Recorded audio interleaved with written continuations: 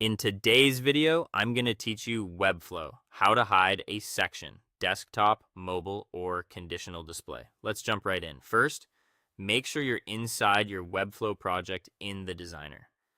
You'll be working directly on the canvas where your page is laid out. If your page has multiple sections, it can help to open the navigator to quickly spot the exact section you want to adjust, but you can also click it right on the canvas.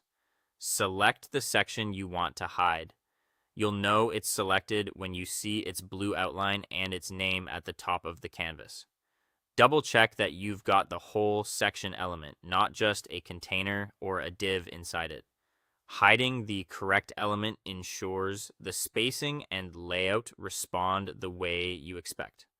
With the section selected, head over to the right-hand side of the designer and open the Style panel. This is where all visual and layout controls live. Find the layout controls near the top of the panel. You'll see the display property there.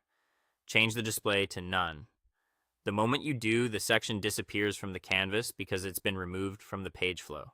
This isn't just a visual toggle.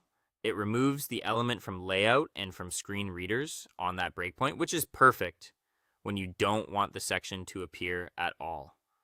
If you only want to hide the section on specific devices, make sure you first switch to the correct breakpoint at the top of the designer, like tablet, mobile landscape, or mobile portrait.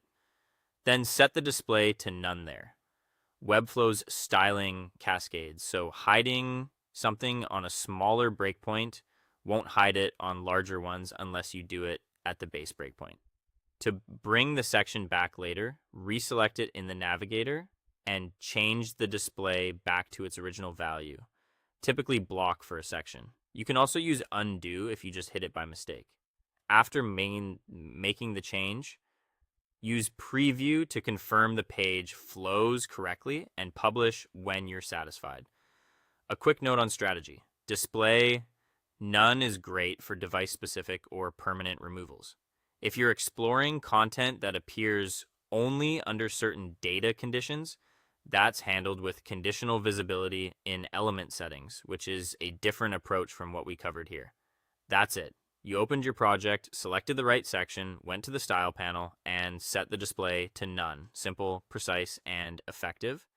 Nice work, and congratulations on mastering a clean way to control visibility in Webflow.